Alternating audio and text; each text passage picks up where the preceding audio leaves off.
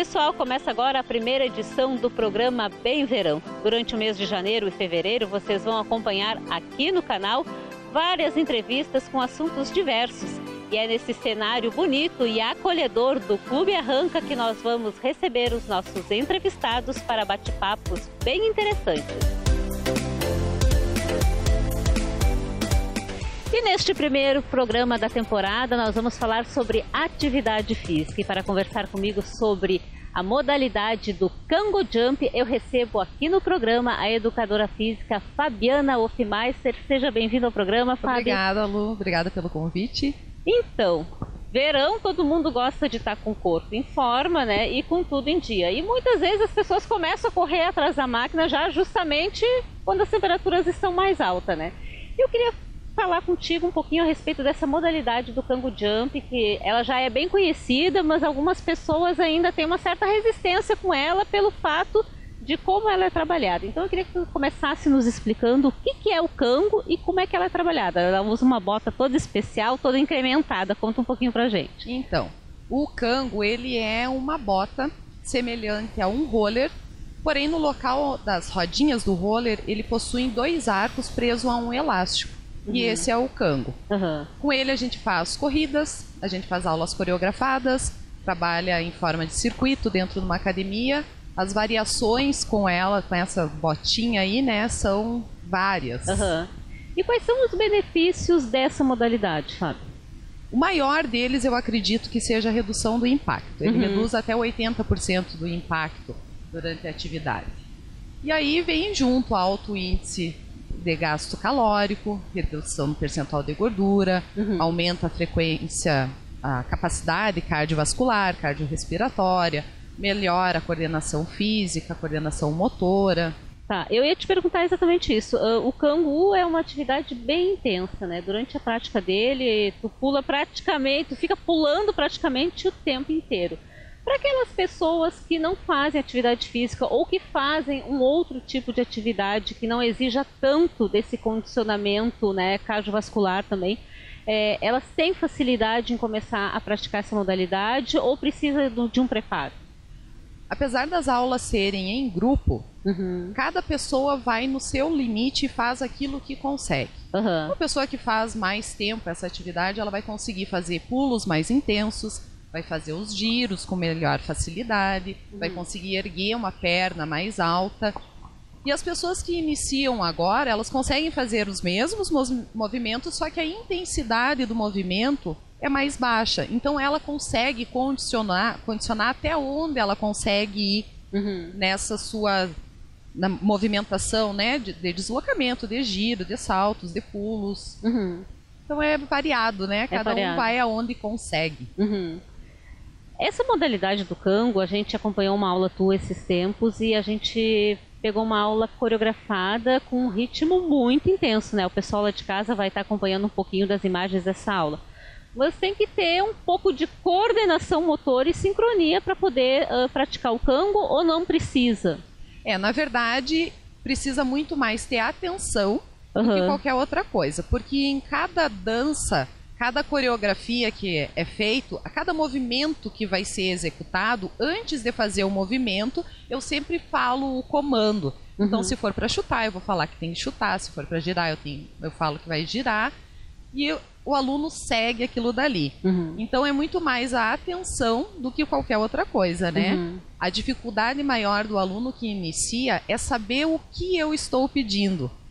Eu peço para girar, só que o aluno não sabe como é que é o giro. Isso. Então ele precisa mais atenção para saber que toda vez que eu falar o giro, ele saber o que eu estou falando, né? Então é muito mais isso. E o aluno, quando ele inicia, na verdade, as alunas que estão mais tempo fazem giros, fazem deslocamentos e eu não faço. Então o aluno me acompanha. Eu fico parada só fazendo os mesmos movimentos, mas sem esses deslocamentos, né? Sim.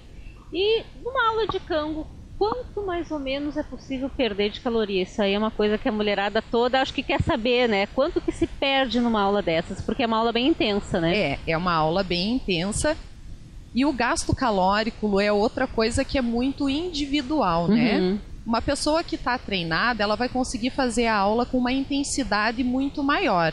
Então, o gasto calórico dela também vai ser um pouco maior, né? Porém, a pessoa que não faz atividade física nenhuma, qualquer movimento vai ser de grande intensidade. Então, ele varia mais ou menos assim, ó, de 500 a 700 calorias em uma aula de 60 minutos. 60 minutos. É mais ou menos isso. E a pessoa que inicia a fazer essa modalidade do Kangoo, ela consegue, ela aguenta fazer 60 minutos ou ela começa com um tempo menor? Não, então, eu digo que a aula de Kangoo, cada um faz o que consegue. Tem alunos que conseguem fazer a aula inteira e não precisam parar nem para tomar água. Tem alunas que precisam, a cada música, dar uma pausa, tomar uma água, respirar, ou durante a música mesmo, para, descansa e volta quando achar que consegue voltar. Então a aula é muito dinâmica, mas é muito pessoal, né? Eu tento sempre buscar o máximo do aluno e o aluno vai no seu limite, aonde ele acha que ele pode ir. Vai no seu ritmo. Isso. Essa aula que a gente assistiu lá, que a gente gravou um pouquinho com vocês, a gente percebeu que tem uma turma, né, que essa turma que fez aula com vocês naquele dia é uma turma que já tem uma certa sincronia, né? Todas as alunas já têm essa certa sincronia. Mas vocês também trabalham com umas músicas bem variadas, o que também dá um incentivo, né?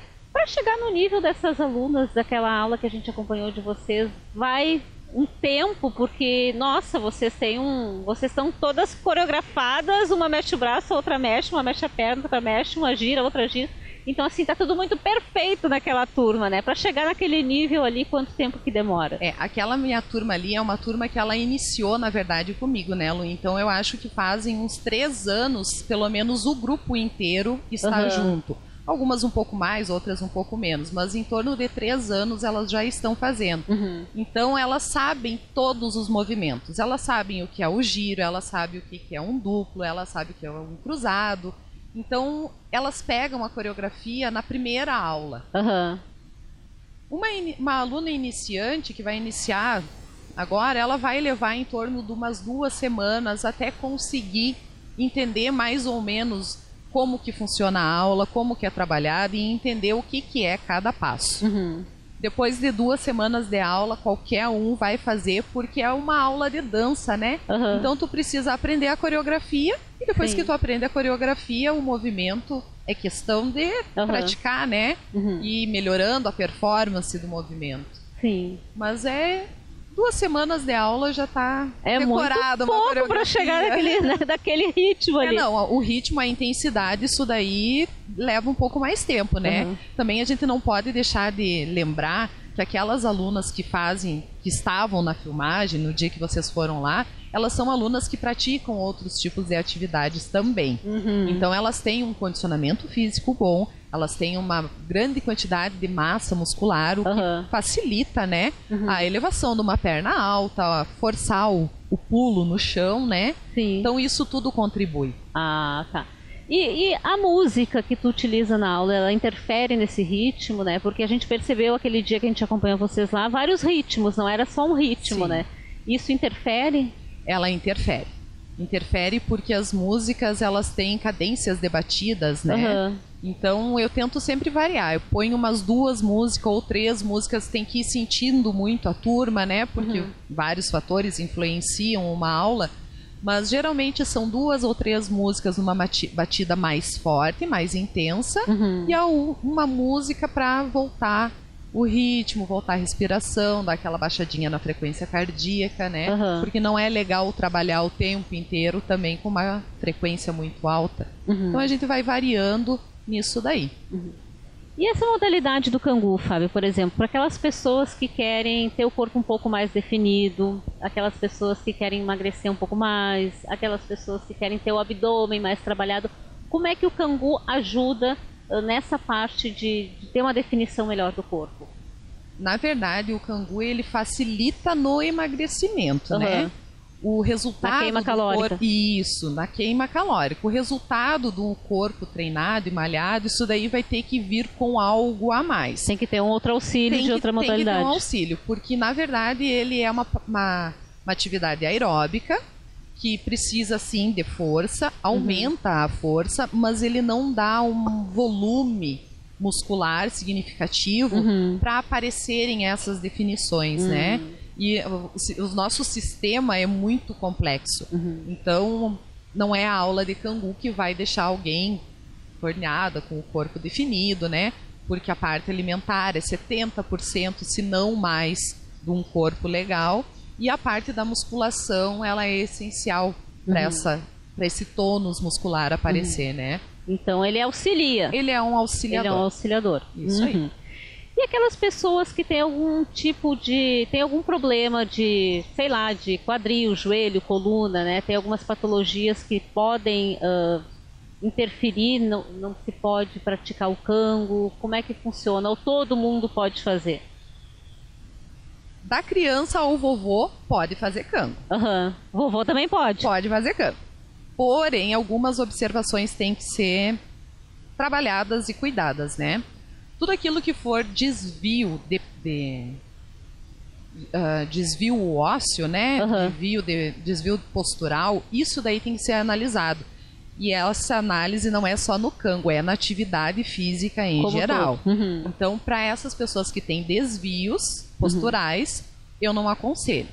Porém, uma recuperação de lesão, depois que já passou pelo médico, que já tratou com o fisioterapeuta, que não tem mais dor, ela pode começar, pode iniciar no Kangu, mas tudo a gente precisa analisar qual foi o tipo de lesão, até onde a gente pode puxar a pessoa, né, o aluno, para fazer atividade física, mas ele não tem uma contraindicação, por conta dos 80% de redução de impacto que ele causa. Pois é, eu ia te perguntar essa questão.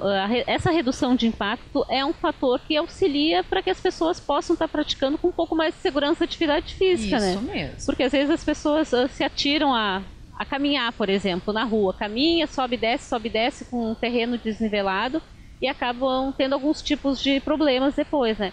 E se a pessoa for praticar o Kangu, não vai ter esse tipo de impacto, né? Isso, não vai ter esse tipo de impacto, ele vai ser reduzido, né?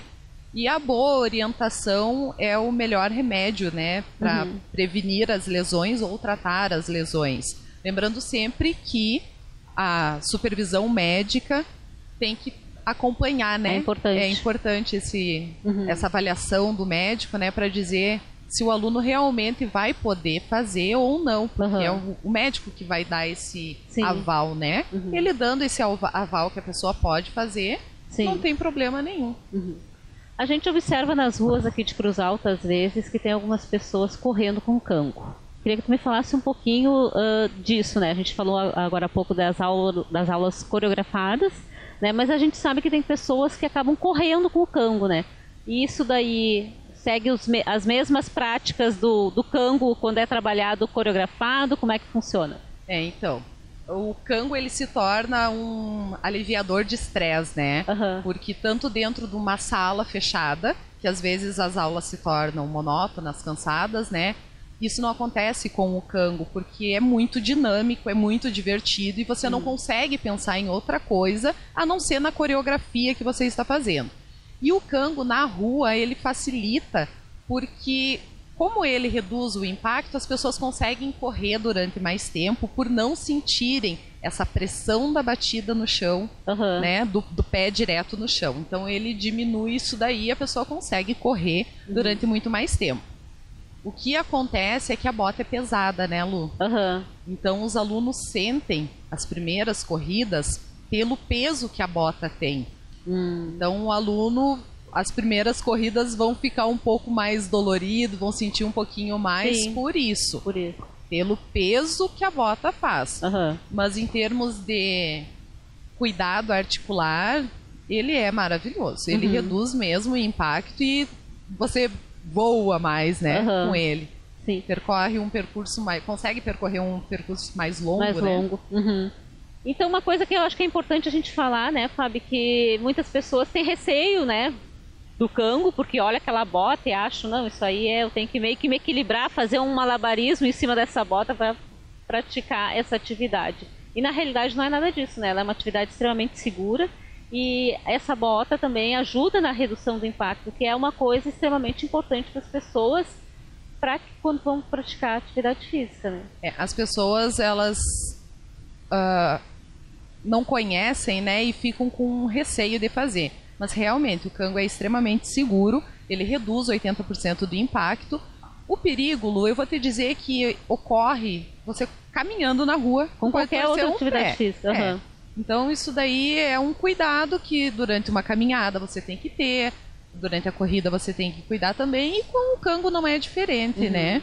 O cuidado tem que existir de qualquer forma, com qualquer modalidade que você for praticar. Mas realmente reduzir 80% de impacto durante uma modalidade dessas que te dá um prazer de liberdade, gostoso, uma sensação boa, eu acho que isso daí já está mais do que válido, né? Sim. E o legal do Kango é que ele pode ser praticado tanto ao ar livre como indoor, né? Sim. Então, quando enjoa de um cenário, pode mudar para o outro. Passa para outro. Até as aulas coreografadas podem ser feitas numa praça, num parque, num clube, né? Sim. Não interfere. Sim, e fica muito mais divertido, prazeroso e gostoso. Isso mesmo. Tá certo, Fábio, eu queria agradecer muito a tua participação aqui no nosso programa, no Bem Verão.